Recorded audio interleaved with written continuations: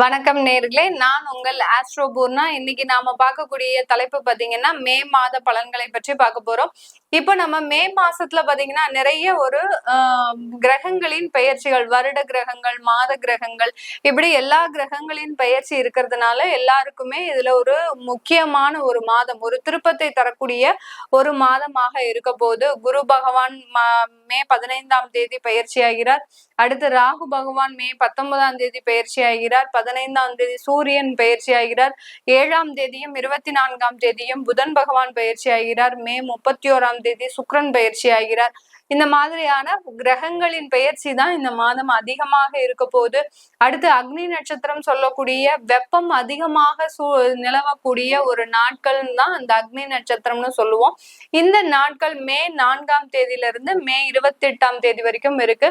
இந்த நாட்கள்ல மக்கள் பொது அதாவது சுப நிகழ்ச்சிகளை நடத்துறதுல கொஞ்சம் தாமதிக்கணும். சுப நிகழ்ச்சிகள் எதுவும் நடத்தக்கூடாது. திருமணங்கள், அடுத்து கிரக பிரவேசங்கள், வண்டி வாகனம் வாங்குறது, அடுத்து உங்களுடைய வாஸ்து பூஜை செய்யறது, வீடு கட்ட ஆரம்பிக்கிறது, இந்த மாதிரியான சுப நிகழ்ச்சிகளை இந்த மாதம் ஆரம்பிக்க கூடாது. இதெல்லாம் நீங்க ஃபாலோ பண்ணிக்கிட்டீங்க அப்படின்னா இந்த மே மாதம் மிகவும் ஒரு அருமையான மாதமாக இருக்க போது.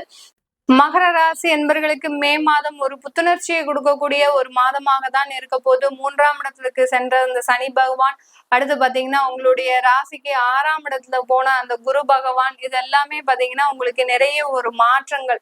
அடுத்து உங்களுடைய 8ஆம் இடத்துல அந்த கேது பகவான், உங்களுடைய 2ஆம் இடத்துல ராகு பகவான். இந்த மகர ராசி என்பர்கள் நீங்க உன்னிப்பாக கவனிக்கக்கூடிய ஒரு தருணம் என்னன்னா இந்த மே மாசம்தான். ஏன்னா முக்கியமான கிரகங்கள் முக்கியமான இடத்துக்கு போகுது. 3ல ஒரு கிரகம், அடுத்து 6ல ஒரு கிரகம், அடுத்து பாத்தீங்கன்னா உங்களுடைய 8ஆம் இடத்துல ஒரு கிரகம், உங்களுடைய 2ஆம் இடத்துல கிரகம், எல்லா மறைவு ஸ்தானத்திலையும் பாவ கிரகங்கள்.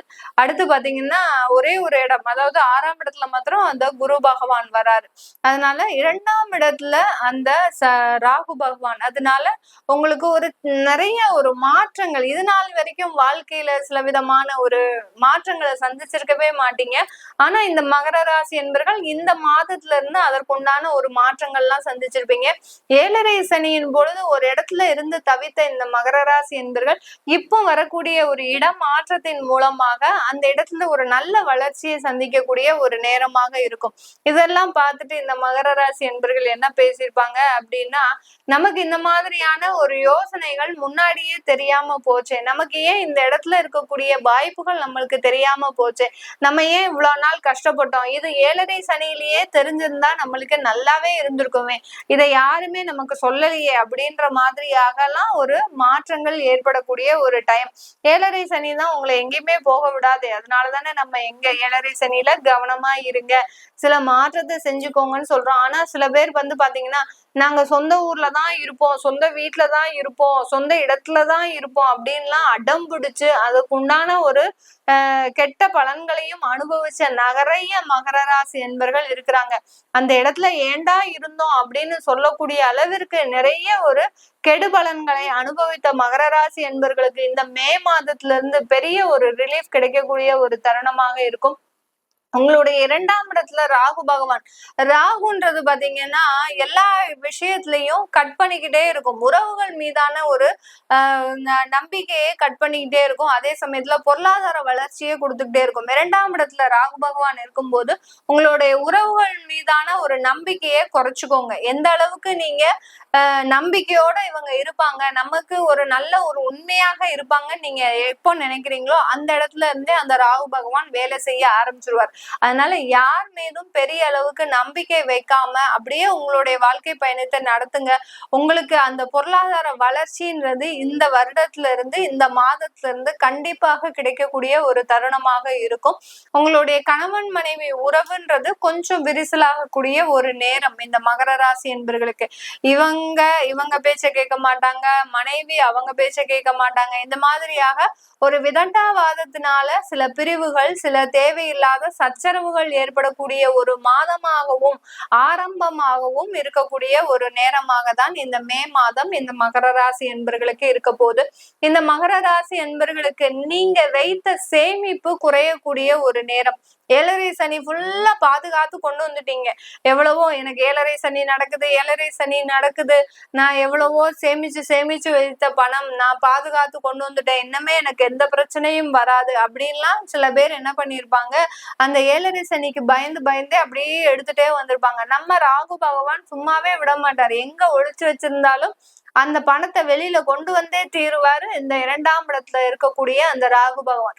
அதனால உங்களுடைய சேமிப்பாகப்பட்டது குறையக்கூடிய ஒரு தருணமாக இருக்கு. அப்போ நீங்க என்ன பண்ணணும், அந்த சேமிப்பை ஒரு நல்ல ஒரு இன்வெஸ்ட்மெண்ட் பிளான்ல போட்டுக்கோங்க. ஒரு வீடு கட்டுறதுக்கு உண்டான ஒரு இடத்துலயோ இல்ல ஒரு நகைகள் சேர்க்கக்கூடிய ஒரு இடத்துலயோ நீங்க இன்வெஸ்ட்மெண்ட் போட்டுட்டீங்கன்னா அந்த சேமிப்பாகப்பட்டது ஒரு சுப செலவாக மாறுவதற்கு உண்டான ஒரு நேரமாகவும் தான் இந்த மே மாதம் இந்த மகர ராசி என்பர்களுக்கு இருக்கும். இந்த மே மாதத்துல சில மகர ராசி என்பர்களுக்கு சில விபத்துகள் ஏற்படக்கூடிய ஒரு தருணமாக இருக்கும். ஏன்னா உங்களுடைய 7ஆம் இடத்துல செவ்வாய் நீச்சமா இருக்கிறார். அந்த செவ்வாயின்றவர் உங்களுடைய சுகஸ்தானாதிபதி. அவர் 7ஆம் இடத்துல நீச்சமா இருக்கும் போது வெளியிடத்துல போகும்போது ரொம்ப கவனமாக இருக்கணும். அடுத்து பாத்தீங்கன்னா வெளி நபர்களோடு பேசும்போது ரொம்ப கவனமாக இருக்கணும். அடுத்து ஒரு மருத்துவ செலவுகள் ஏற்படுறதுக்கு வாய்ப்புகள் அதிகமாக இருக்கு இந்த மகர ராசி என்பர்களுக்கு. இது எல்லாத்தையுமே ரொம்ப முன்னெச்சரிக்கையா நீங்க பாத்துக்கிட்டீங்க அப்படின்னா இந்த மகர ராசி என்பர்களுக்கு பெருமளவு தொந்தரவுகள் குறைக்கக்கூடிய ஒரு மாதமாகவும் தான் இந்த மே மாதம் அமைய போகுது. இந்த மே மாதத்துல இந்த 3ஆம் இடத்துல இருக்கக்கூடிய அந்த சனி பகவான் பாத்தீங்கன்னா நிறைய ஒரு வேலை மாற்றத்தை கொடுக்க போறார். அலைச்சல்களை அதிகப்படுத்த போறார் இந்த மகர ராசி என்பர்களுக்கு. வெளிநாட்டுல வேலை பார்த்துட்டு இருக்கிறீங்க அப்படின்னா உங்களுடைய அலுவலக ரீதியாக நீங்க வேற இடத்திற்கு போகக்கூடிய ஒரு கட்டாய சூழ்நிலை வரலாம். இல்ல ஒரு தொழில் செஞ்சுட்டு இருக்கிறீங்க அப்படின்னா அந்த தொழில் ரீதியாக நீங்க வேறு இடங்களுக்கு செல்லக்கூடிய ஒரு சூழ்நிலை வரக்கூடிய ஒரு மாதமாக தான் இந்த 3ஆம் இடத்துல இருக்கக்கூடிய அந்த சனி பகவான் இந்த மே மாதத்துல இந்த மகர ராசி என்பர்களுக்கு கொடுக்கக்கூடிய பலன்களாக இருக்க போது. இந்த மே மாதத்துல 4ஆம் இடத்தில் 15 நாட்கள் உச்சமாக இருக்கக்கூடிய ஒரு சூரியன் அடுத்த 15 நாட்களுக்கு உங்களுடைய 5ஆம் இடத்திற்கு செல்கிறார். அப்படி இருக்கும்போது உங்களுடைய குழந்தைகள்னால நிறைய ஒரு வரவேற்பு, குழந்தைகள்னால நிறைய ஒரு வளர்ச்சிகள் கிடைக்கக்கூடிய ஒரு தருணமாக இருக்கும். இந்த காலகட்டத்துல குழந்தைகள் அரசாங்க உத்தியோகத்தை பெறுவதற்குண்டான ஒரு நேரமாக இருக்கும். உங்களுடைய குழந்தைகளுக்கு திருமண ஏற்பாடுகள் பண்ணீங்கன்னா அந்த திருமணங்கள் நல்ல சுமூகமாக முடியக்கூடிய ஒரு தருணமாக தான் இருக்கும். இந்த காலகட்டத்துல உங்களுக்கு அந்த குழந்தை பாக்கியம் அப்படின்றது ஒரு நல்ல ஒரு அமைப்பாக இருக்கு இந்த மகர ராசி என்பர்களுக்கு. அதனால இதனால் வரைக்கும் குழந்தை பாக்கியத்தை நாங்க தள்ளி போட்டிருக்கோம் அப்படின்றவங்க எல்லாம் இந்த மாதத்துல நீங்க அதற்குண்டான முயற்சிகள்ல எடுத்தீங்கன்னா கண்டிப்பாக குழந்தை பாக்கியம் ஏற்படக்கூடிய ஒரு அமைப்பாக தான் இந்த மகர ராசி என்பர்களுக்கு இருக்க போகுது. இது எல்லாமே நம்ம கோச்சார நகர்வுகளின்படி இந்த கிரகங்களின் நகர்வுகளின்படி நம்ம இந்த பலன்களை சொல்லியிருக்கிறோம். உங்களுடைய தசாபுத்தி ஜாதக பலன்களை பார்க்கணும் அப்படின்னு நினைக்கிறவங்களும் உங்களுடைய குழந்தைகளுக்கு நியூமராலஜி படி பெயர் மாற்றம் செய்யணும், பெயர் வைக்கணும், அடுத்த குழந்தைகளுக்கு ஜாதகம் எழுதணும் அப்படின்னு விருப்பப்படுறவங்களும் கீழே இருக்கிற நம்பருக்கு வாட்ஸ்அப்ல அப்பாயின்மெண்ட் வாங்கிக்கிட்டு நீங்க என்கிட்ட கன்சல்ட் பண்ணிக்கலாம். உங்களிடமிருந்து விடைபெறுவது உங்கள் ஆஸ்ட்ரோ பூர்ணா. நன்றி, வணக்கம்.